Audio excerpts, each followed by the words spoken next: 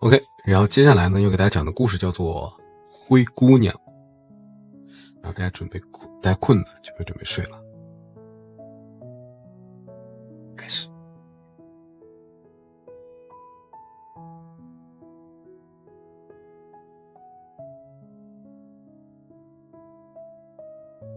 从前呢，有一位绅士，他妻子死后，又娶了第二个妻子，一个极其傲慢、自负的女人。这个女人带来2个女儿，她们样样都像她们的母亲，连坏脾气都一模一样。绅士的前妻也留下了一个女儿，她温柔又善良，像极了她的母亲。她母亲是世界上最好的女人。婚礼刚一结束，继母的坏脾气就暴露出来了。她无法容忍小女孩身上的美德，这些美德会让她自己的2个女儿显得更加可恨。她要让这个小女孩干最脏的家务活，刷锅、擦楼梯，还要让她打扫他们母女3人的卧房。小女孩睡在屋顶阁楼的破草垫子上，她的2个新姐姐睡在最时髦最柔软的床上。漂亮的房间里铺着地毯，还有可以从头照到脚的大镜子。可怜的小女孩忍受着这一切，她不敢跟她父亲诉苦，因为父亲只会责骂她。哎呀，父亲总是被他的新妻子牵着鼻子走。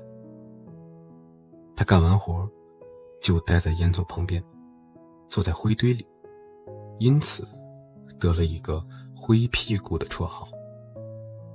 不过继母的2女儿没有那么粗鲁，只是叫她灰姑娘。尽管灰姑娘穿着破衣烂衫，却比衣着华丽的2个姐姐漂亮100倍。恰巧国王的儿子要举行舞会，他邀请了所有该邀请的人，包括灰姑娘的2个姐姐。因为他们是当地有名的人物，他们乐坏了，忙着挑选适合他们的衣物。这给灰姑娘添了许多麻烦，因为她要为2个姐姐的亚麻衬衣上浆、缝花边，而她的2个姐姐呢，只会从早到晚喋喋不休地讨论穿什么好看。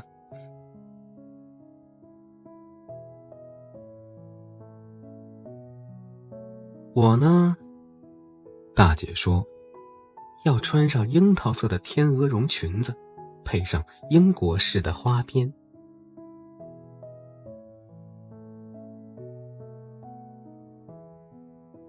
至于我呢，二姐说要穿我平时穿的裙子，不过为了弥补不足，我要披上金花披肩，戴上钻石项链，那才是最好看的。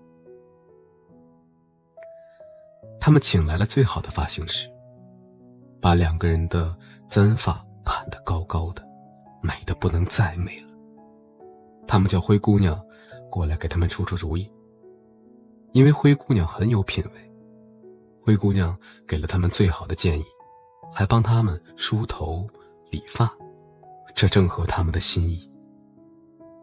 灰姑娘帮他们梳头的时候，他们说：灰姑娘，你想不想跟我们一起去舞会啊？哎呀，你们是在跟我开玩笑吧？舞会可不是我这种人能去的。这倒也是，你想，灰屁股也去舞会，人家会笑掉大牙的。这个想法，连他们自己都觉得可笑。换做别人，早就把他们的头发弄得乱七八糟了。可是灰姑娘没有，她心地善良，依旧把他们的头发梳得无可挑剔。2个姐姐兴奋得要命，差不多2天没吃饭。为了把腰身束细，他们弄断了一大束腰带，还整天神气活现地照着镜子。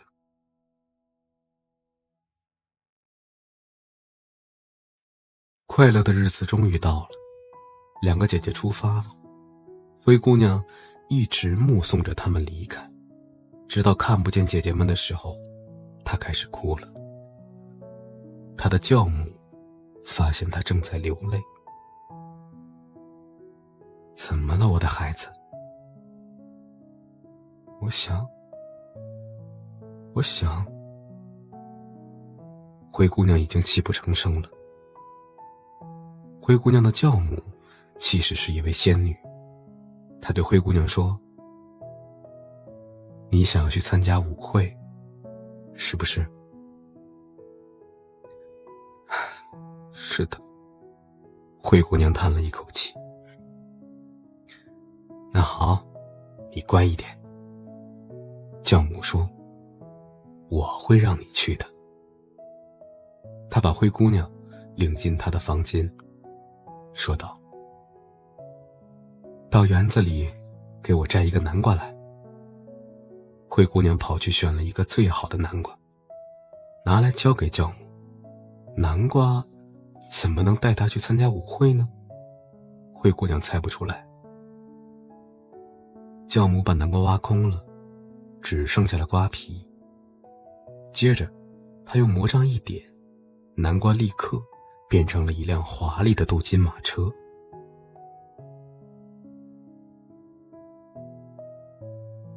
仙女教母接着去找捕鼠的笼子，笼子里有6只活蹦乱跳的老鼠。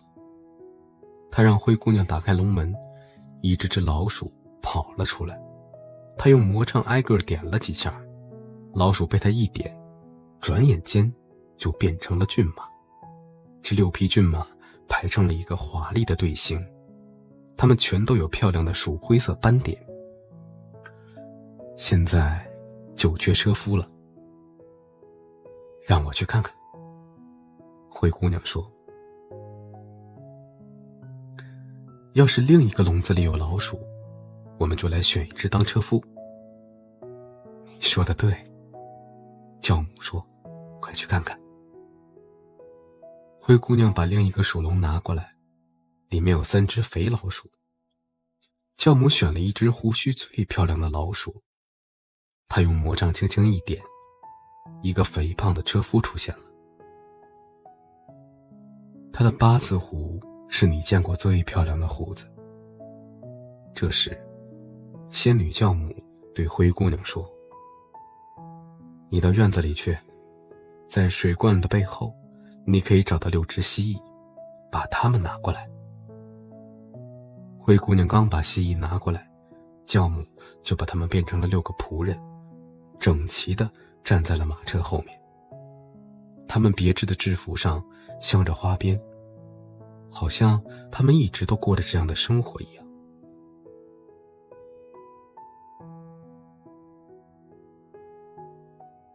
接着，仙女教母对灰姑娘说：“好了，现在可以带你去舞会了，你难道不开心吗？”“开心，不过我非得穿着这身破衣衫吗？”仙女教母则用魔杖点了一下，灰姑娘的破衣衫就变成了一件金银礼服，上面还镶着红宝石、珍珠和钻石。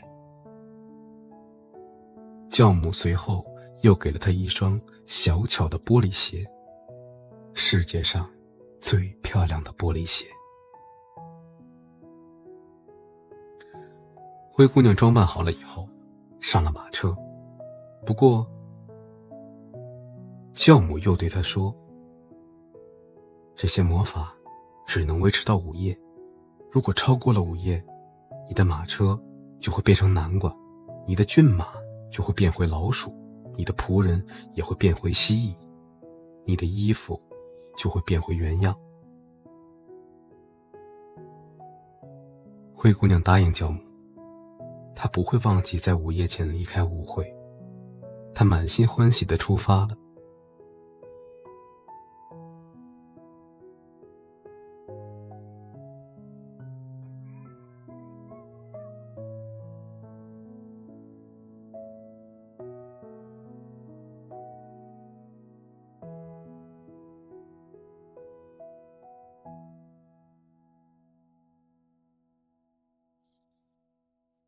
国王的儿子得到报告，有一位谁也不认识的高贵公主来到了宫殿。她立刻跑出去迎接，灰姑娘一下马车，王子就伸出手来，把她领进了舞会大厅。所有的宾客都聚集在那里。这时，大厅里顿时安静下来，宾客们停止了舞蹈，乐师们停止了演奏，所有的目光都转向了这位极其美丽的神秘的公主。人群中不断传来赞叹声：哦，她是多么美丽呀！老国王的目光也被灰姑娘吸引住了，他低声对王后说，他已经很久没有见过这么迷人、这么漂亮的人了。那些贵妇人都忙着研究灰姑娘的头饰和礼服，准备第二天就去仿制。他们真希望能找到同样漂亮的衣料和最好的裁缝。年轻的王子请灰姑娘坐在最尊贵的座位上，又请求和她跳支舞。她的舞姿是那样的优美，让在座的人更是惊讶不已。当最丰盛的宴席摆上来的时候，王子一口都没有尝，只是目不转睛地看着灰姑娘。灰姑娘走过去，坐在她的两个姐姐身边，对姐姐们非常客气。她把王子给她的橙子和柠檬分给姐姐们吃。她的两个姐姐感到非常惊讶，因为她们根本就不认识她。灰姑娘听到了钟声，已经到11:03了。她站立起来，向宾客们深深地行了个礼，就急匆匆地走了。灰姑娘到家后，就去向教母道谢，然后她说她第二天晚上还是想参加舞会，因为王子恳请她再去。她正要把舞会上发生的一切告诉教母，她的两个姐姐敲了敲门，灰姑娘跑过去给他们开门。你们回来了这么晚啊？她一边说，一边打着哈欠，揉着眼睛，伸着懒腰，好像刚从梦里醒来似的。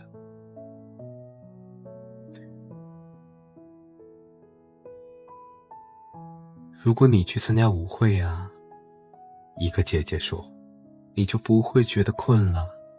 舞会上来了一位非常美丽的公主，是所有人都喜欢的那种美丽的公主。她对我们非常客气，还把她的橙子和柠檬分给我们吃。灰姑娘觉得开心，她问他们，那这位公主叫什么名字呀？他们回答说，没有一个人知道，王子已经不顾一切了，为了知道她是谁，他愿意付出任何代价。这时，灰姑娘微笑着轻声说，她那么美吗？天哪，你们真幸运，我能见见她吗？哎，亲爱的大姐，你能把你每天穿的黄裙子借给我吗？真是的，大姐说，亏你说得出口，把我的裙子借给像你这样肮脏的灰屁股，除非我发疯了。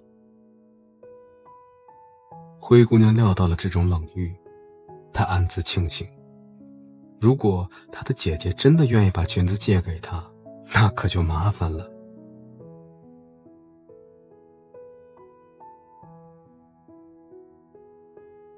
第二天，两个姐姐又去参加舞会了，灰姑娘也去了。这次她穿得比上次更加高贵华丽，王子一刻也不想离开她，整晚都在赞美她的迷人之处。灰姑娘太快乐，以致把教母的警告抛在了脑后。当她听到午夜钟声敲响的时候，可吓坏了。她突然起身，像一只小鹿一样飞奔了出去。王子也追了出去，可是没有追上。匆忙之中，灰姑娘掉了一只玻璃鞋，王子小心翼翼地把它捡了起来。灰姑娘到家时，上气不接下气，没有马车，也没有仆人，穿着破衣烂衫，华丽的衣服也没有了，只有一只小小的玻璃鞋，另一只鞋子已经搞丢了。王子询问宫殿大门的守卫，有没有看见一位公主出去。他们说没看见，只看见一个穿着破衣烂衫的姑娘，她的样子不像一位公主，更像是一个乡下姑娘。两个姐姐从舞会回来以后，灰姑娘问她们是不是又很开心，那位美丽的小姐是不是又来了。她们对她说，哦，是的，她是来了，可是午夜的钟声敲响时，她就逃离了宫殿。她掉了一只小小的玻璃鞋，那是世界上最美丽的鞋子。王子捡到了那只鞋子，在舞会剩下的时间里，他不干别的，就盯着那只鞋子。他肯定不可救药地爱上了那只鞋子的主人。他们说的对，因为几天以后，王子在全国范围内发布通告，宣称谁能穿上这只小巧的鞋子，他就和谁结婚。他先给公主们试，然后给女公爵们和宫中所有的女子们试，可是谁都穿不上。他们把鞋子拿来让灰姑娘的两个姐姐试试，他们拼命地把脚往小鞋子里面塞，可怎么塞都塞不进去。灰姑娘在一边看着，她认得自己的鞋子，于是笑着说，让我试试看。她的两个姐姐发出了刺耳的笑声。她呀，灰屁股穿。他们使劲地嘲笑她。负责寻找鞋主人的绅士仔细打量了一下灰姑娘，发现灰姑娘很漂亮。他说灰姑娘当然可以试穿，王子就是命令他让所有年轻的小姐们都试一试。绅士请灰姑娘坐下来，把鞋子套在她的小脚上。鞋子非常合脚，十分服帖。两个姐姐大吃一惊，可更让他们感到意外的是，灰姑娘从口袋里拿出另一只小鞋子，穿到了另一只脚上。这时，灰姑娘的教母出现了，她用魔杖在灰姑娘的破衣烂衫上点了一下，衣服立刻变得华丽无比。这时，她的两个姐姐才认出来，灰姑娘就是他们在舞会上见到的那个美丽的公主。他们跪在灰姑娘的脚下，因为之前他们对灰姑娘做了